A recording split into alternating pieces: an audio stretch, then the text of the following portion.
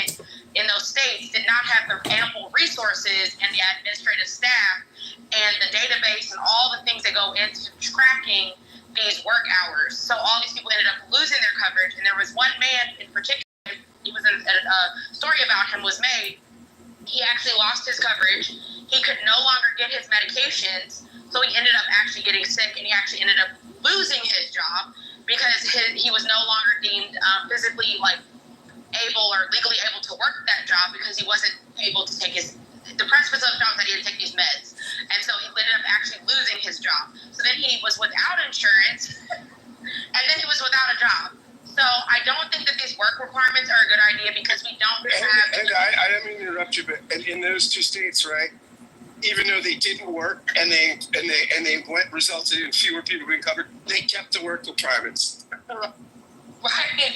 So all I want to say is I don't think these work requirements are a good idea. And the last two things I want to say is the things that I think we should be focusing on are the barriers to unemployment, which are childcare, which are physical, mental disabilities, right? Learning disabilities, education, right? You got to have the education to get certain jobs. Certifications cost money. Going into certificate programs and apprenticeships, those things cost money for you to enroll in those kind of programs. Transportation. I think those are the things that are barriers to unemployment. I don't see how Medicaid, I mean, there could be a few people out there possibly, but like I said, I worked at the hospital. The majority of people I saw on Medicaid were elderly, disabled people, and also people that they worked, like Dr. Francine was talking about, they worked and had children, like single mothers or a family. They worked, but they didn't make enough money to pay for insurance, or their job didn't offer insurance. For example, like Walmart. They worked at the local Walmart, which didn't offer insurance, and the income that they were making qualified them to go on to Medicaid. So that's all I want to say. Thank you so much for letting me speak. The studies that I'm looking at as you are speaking, one from the Family USA and one from the Carl G. Shep Center, suggests that more than 300 rural hospitals nationally face potential closure under the terms of this bill. Let that sink in. Hey, Garrett, by the way, can we just point out, Cinda noted, the Republicans who passed those, and this is no disrespect to my Republican friends, but in these states, the Republicans who now know, right, the data is empirically, okay, as Cindy was saying, people didn't work more, but people did lose their coverage. Got the work requirements in place, even though they don't work. So why? Mission accomplished. We got people off the healthcare rolls. It's good when government's not paying for healthcare. So that's, even though the program didn't achieve its stated end, it did get the underlying end. It got people off. Well, what did Einstein say about insanity? I'm going to try to suss out the mortality rate increase estimated by the potential closing of these hospitals as Marilyn Howard speaks. First of all, I want to heads up to your friend. I know who you're talking about. We talked on the phone, and he is bionic, and you have to be bionic to take care of his child. I'm so worried about that child when he becomes of the age of infirmary. I'm just very worried, just so worried about what's going to happen to this child. I have said that I hope he lives 100 years. Our family was, sadly and not sadly, our family had some relief because the child we were watching he passed away at a young age. But nevertheless, you still needed to be bionic to do every single thing to get help. And as a point of reference, I don't know if anybody remembers, just a couple of weeks ago, the firefighters who went, I believe it was in Idaho, and they went to put out a wildfire, and 2 of them were killed. It was sniper fire. I don't know if you followed that story. Of course. Sniper fire. And one of the firefighters was taken to a hospital for emergency. That very hospital is in danger right now. That hospital is at risk of being closed. So that's one of the hospitals that's at risk.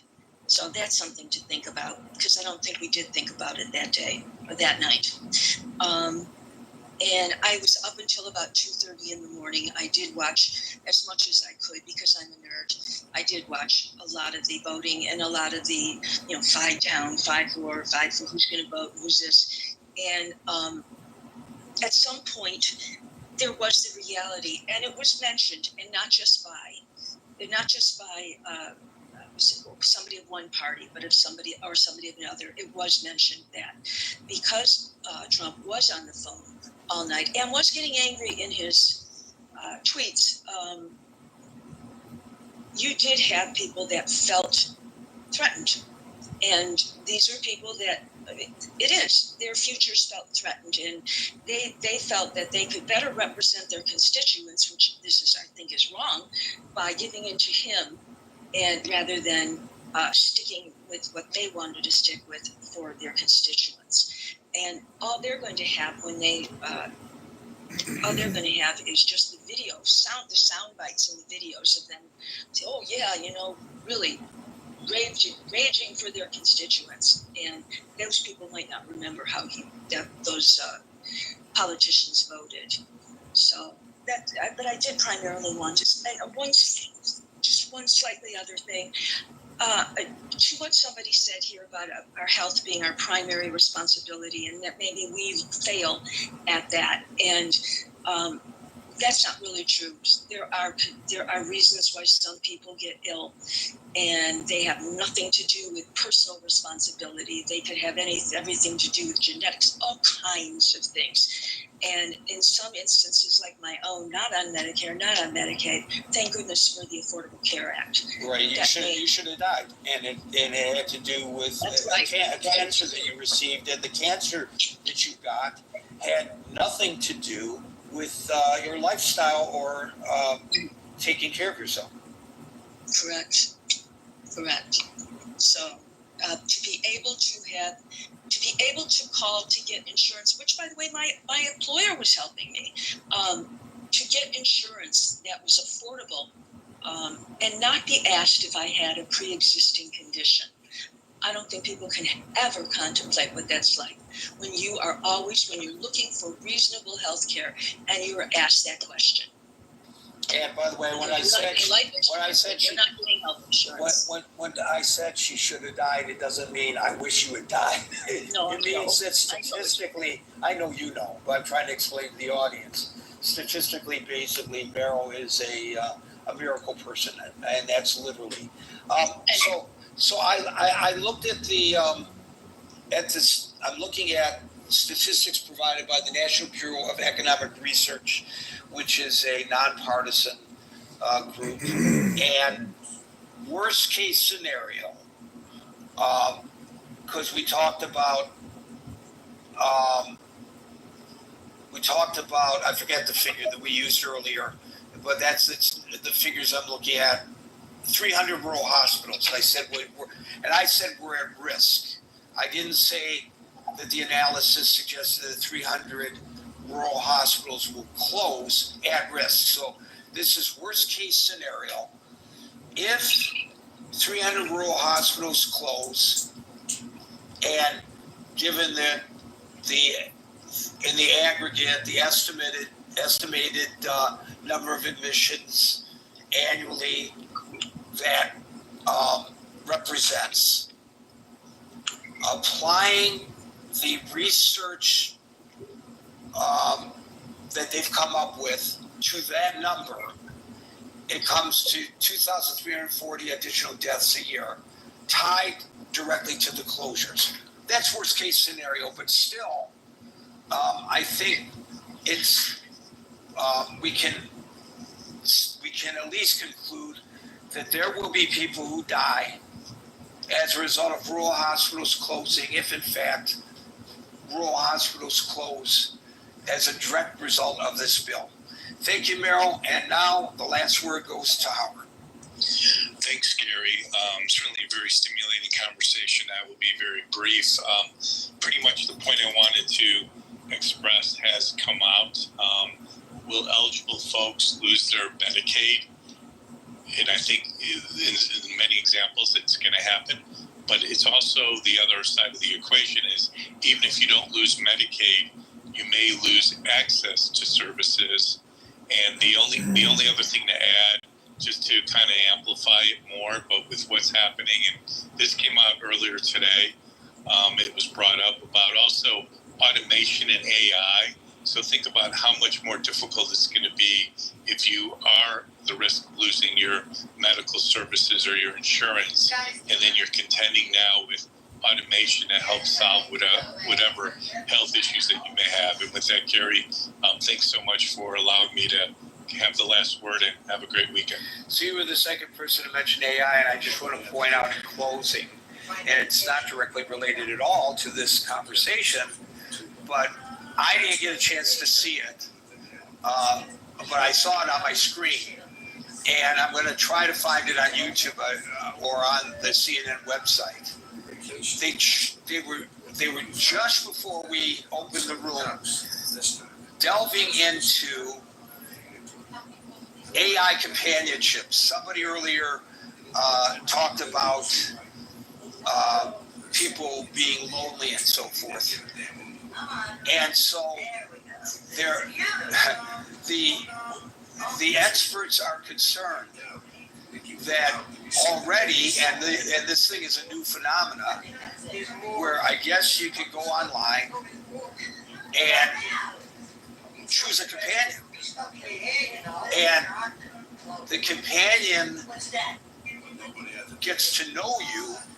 Geez, I hope in my case, if I were to do that, it's better secured than 23andMe, because I don't want anybody to know my most intimate secrets other than my beautiful, and she will be beautiful, at least to my eyes, because I will have created her AI companion. And this is really a brand new product on the market, and there are a number of companies that are offering it.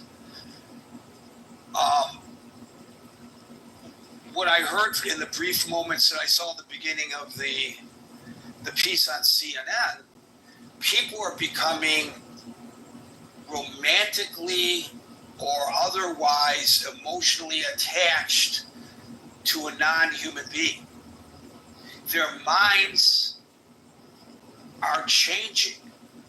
And I guess if you're lonely and you have absolutely no contact, or you're like a shut-in, either because of circumstances or because by design you feel awkward in social situations, it doesn't really matter. And you don't want to be alone, you want somebody you can talk to. I talk to myself all the time, and I find that stimulating, but other people might not. I think there's a potential crisis in the making. And I also saw a story very recently about a AI program that allows children to talk to their favorite cartoon characters. So I don't even know who the cartoon characters are today, but apparently you can call your cartoon character that you watch on television or on the internet, wherever the kids watch these things these days, and you can interact with the cartoon character. And there's already a lawsuit against this company from the parent of a little boy, I'm not sure of his age, who got involved, quote unquote, with this AI-generated cartoon character, and apparently things didn't go the way he wanted it to go, and the little boy committed suicide. Oh my! And Gary, in the example I was trying to express as it relates to Medicaid, you may start hearing about people saying, well, you may be losing some benefits, but now you have AI that can have all your answers for your medical situation. That's the point. Try it again, Howard. Oh, I'm sorry, Gary. I was just going to say, yeah, in this case, as it relates to like loss of Medicaid, there may be in the future value propositions or companies basically saying, well, you may have lost some of your Medicaid or all of your Medicaid benefits, but now here's an AI tool that you can consult with, and it'll diagnose and take care of all your medical issues, essentially replacing seeing a personal medical practitioner. That's the point. Or at least talking to one. Because Exactly. it's telemedicine too, which is not, as good as the doctor actually looking at you and, checking your reflexes or whatever the doctor does. Exactly. So this is very important. Are we going to trust healthcare to an AI? I bet you people who can even afford to go to see a doctor for reasons of expediency might voluntarily opt into such a program. Folks, we're here Monday through Friday from 5 p.m. to 6 p.m. New York time, but we will not be here tomorrow, Friday, for the 4th of July. Enjoy your holiday, even if you're not an American. We give you permission to grill some hot dogs and hamburgers and baked beans and I guess corn on the cob. And then you will feel like an American, even if you are not. Folks, we'll see you on Monday. Everybody have a great weekend. Be safe and peace out. Let us recount, right, of what happened to the Israelites in history. When we was in captivity under the Egyptians, how he delivered us. He calls us out of that land. He calls us to inherit a new land. Jump down to verse 17 real quick. Verse 17. And while as they sinned not before their God, they prospered. So after we inherited that land, it said, long we didn't sin before our God, we prospered. Right? When you look at the kingdom, to David, to Solomon, it said, as long as we didn't sin before God, we prospered. As long as us as a nation wasn't in sin, he allowed us to flourish. Read on. Because the God that hated iniquity was with them. Because God was with us. Right? But God hates iniquity. God hates sin. As long as we was doing what God told us to do, God was with us. Read on. But when they departed from the way which he appointed them, they were destroyed in many battles very soon. Read. And were led captives into a land that was not theirs. Come on. And the temple of their God was cast to the ground. And their cities were taken by the enemies. But when we sin against God, you see what happened. It said the nation of Israel would be carried into slavery. And that's what happened with so-called blacks, Hispanics, and Native Americans. We transgressed it. We sinned against God. Therefore, God caused us to go into slavery. Read on. But now are they returned to their God, and are come up from the places where they were scattered, and have possessed Jerusalem, where their sanctuary is, and are seated in the hill country, for it was desolate. Read. Now therefore, my Lord and Governor, if there be any error in this people, and they sin against their God, let us consider that this shall be their ruin, and let us go up, and we shall overcome them. But if there be... So you see, the kryptonite to the nation of Israel is our sin. He said, now you see, my Lord and Governor, if there is sin going on with the people, then we can easily overcome them. Right? Let's give them pork. That's the new white meat. Give them the Super Bowl. Because, Negroes love the Super Bowl. We love to watch football. We love to watch basketball. Take our focus away from what's actually important. Put the video on the TV screen. Make tip drill for them. Negroes love lust and lasciviousness. Right? It said if there be any sin in this people, then it's easy to overcome them. That's why our communities are flooded with sins. That's why, in every one of our black communities, there are several black churches there. And in every one of them communities, there are gangs, there's drug dealers, there's prostitution going on, and ain't no correction going on in there because in the churches they teach, you can't judge nobody. We're not under the law no more.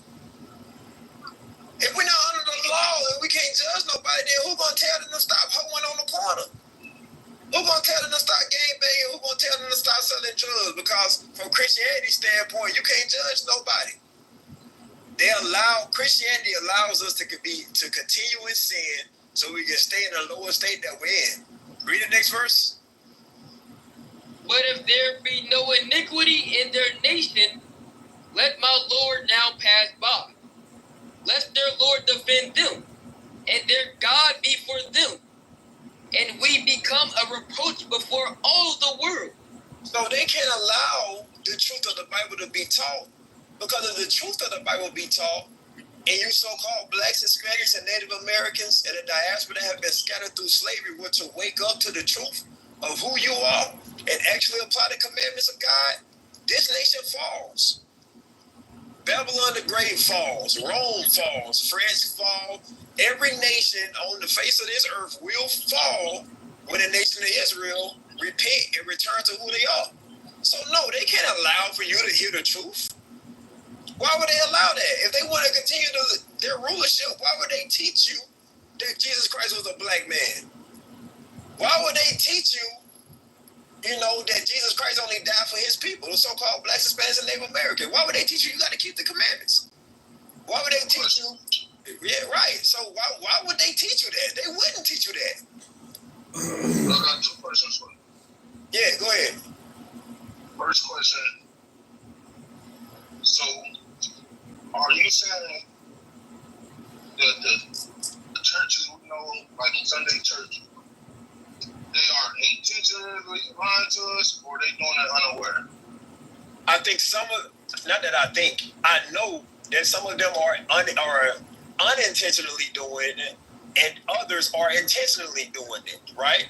Because read that now in Isaiah, right? Isaiah 29. Because there are people who are actually taught, they go to their seminary schools and they are supposedly taught about what the scriptures say. And there are people who just regurgitate what they heard. Like me, I grew up in Mississippi, right? I grew up in Mississippi. And when I was growing up, I had family members,